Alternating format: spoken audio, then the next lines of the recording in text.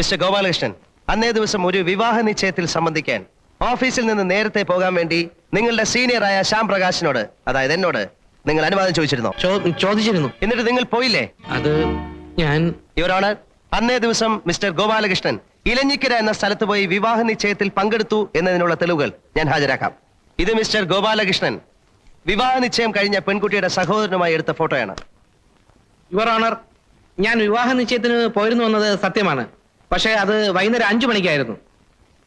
Miss Geetha കൈമൽ കൺസ്ട്രക്ഷനിൽ വന്നു പോയ ഉടനെ ഞാൻ നേരെ എലഞ്ഞിക്കരയ്ക്കാണ് പോയത്. യുവർ ഓണർ, എന്റെ ജൂനിയറും മാന്യ സുഹൃത്തും സത്യസന്ധനും ഉണ്ട ചോറിന് നന്ദി കാണിക്കുന്നവനുമായ നമ്മുടെ സാക്ഷി മിസ്റ്റർ ഗോപാലകൃഷ്ണൻ പറഞ്ഞതിന്റെ സത്യാവസ്ഥ ബഹുമാനപ്പെട്ട കോടതിക്ക് മനസ്സിലാകണമെങ്കിൽ ഈ ഫോട്ടോയിൽ അദ്ദേഹം കയ്യിൽ ധരിച്ചിട്ടുള്ള വാച്ചിലെ സമയം നോക്കിയാൽ മതി.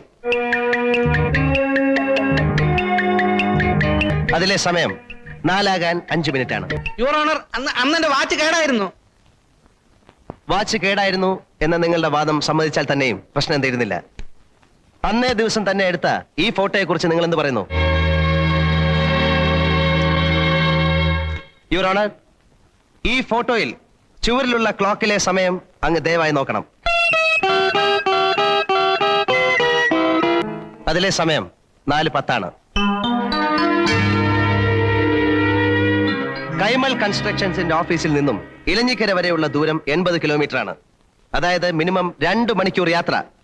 4:10 വരെ ഇലഞ്ഞിക്കര ഉണ്ടായിരുന്നു എന്ന് പറയുന്ന ഈ സാക്ഷി 4 മണിക്ക് കൈമൽ കൺസ്ട്രക്ഷൻസിന്റെ ഓഫീസിൽ വെച്ച് ഗീതയെ കണ്ടു എന്ന് പറഞ്ഞു കഴിഞ്ഞാൽ എങ്ങനെയാണ് വിശ്വസിക്കുക യുവർ ഓണർ?